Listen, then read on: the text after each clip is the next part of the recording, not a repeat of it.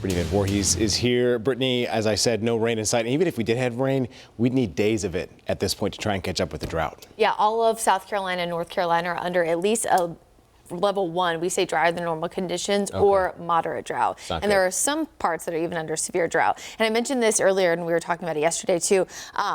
We're almost always drier than normal this time of year. It's just higher than where we should be. And so if we don't get rain in the near term, this drought can very, very quickly become worse and worse. We probably need an additional about 6 or so inches to get back to where we should be, based on the fact that we had a pretty dry fall as well.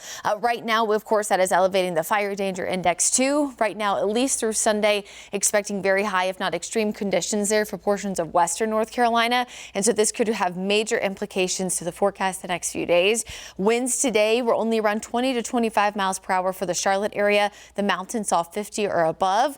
These levels are going to get even higher as we head into the overnight hours. So again, already seeing impacts here from the wildfires already. So this will likely only get worse as we go through the next few days. So hourly wind forecast the next few days, we're looking at a southwest to westerly wind, really gusting about 25 to 30 miles per hour, if not even higher.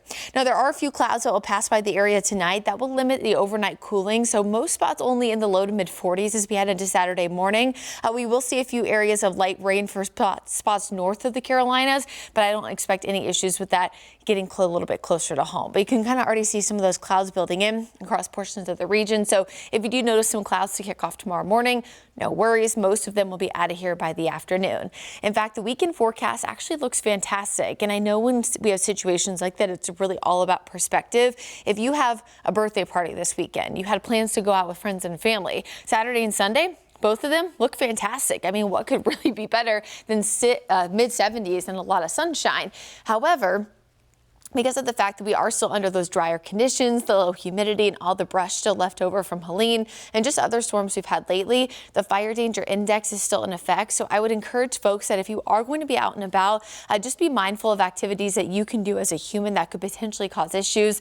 This can be really about 90% of wildfires have some kind of human impact, and most of those are actually discarded cigarettes, things like bonfires that weren't properly put out, and even some equipment malfunction, or even something as simple as you pull your car over to the side of the road to check, let's say, the engine's overheating and the any kind of the carburetor or anything that's low near the ground can actually catch some of that grass on fire. So literally it's anything that's low to the ground, anything that of course can be human impact. So just be mindful of that. Again, mid 70s for the weekend. Everything looks fantastic. Charlotte FC forecast a little bit breezy at times with winds out of the west at about 5 to 15. I don't think it'll have a major impact on the overall match play. However, if you are going to be out and about late Saturday night and into Sunday morning, temperatures will go from the upper 60s to near 70 very quickly to feeling like the upper 30s. So if you're going to be out and about in Uptown late Saturday night and into Sunday morning, grab that jacket before you head to the match tomorrow.